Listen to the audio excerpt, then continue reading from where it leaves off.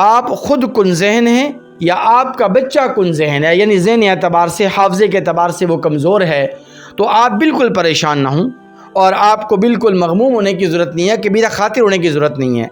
آپ نے صرف اور صرف قرآن مجید فرقان حمید کی اس آیت مبارکہ کو پڑھنے کا اہتمام کرنا ہے۔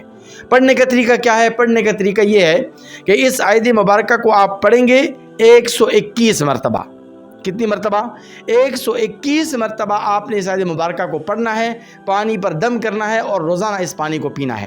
اب اس کا ایک آسان طریقہ یہ ہے کہ آپ 1 لیٹر 1.5 لیٹر پانی کی بوتل لیں اور اس پر 121 مرتبہ اس آیت مبارکہ کو پڑھ کر دم کریں اور اس پانی کو پھر آپ روزانہ ایک ایک گلاس پیتے رہیں۔ اگر آپ خود پینا چاہتے ہیں تو خود پئیں، اگر آپ کا بچہ کن ذہن ہے تو آپ بچے کو پلائیں، لیکن روزانہ آپ پلائیں اس کو، اور اس وقت تک پلائیں جب تک کہ حافظے کی کمزوری ختم نہ ہو جائے اور ذہنی کمزوری اس کی ختم نہ ہو جائے۔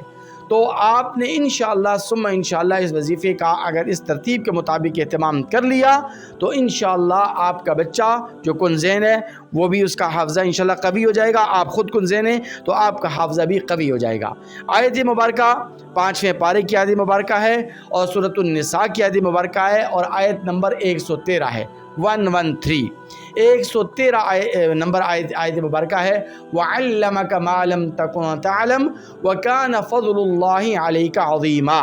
یہ آیت مبارکہ ہے 5ویں پارے کی سورۃ النساء کی، آیت نمبر 113 ہے۔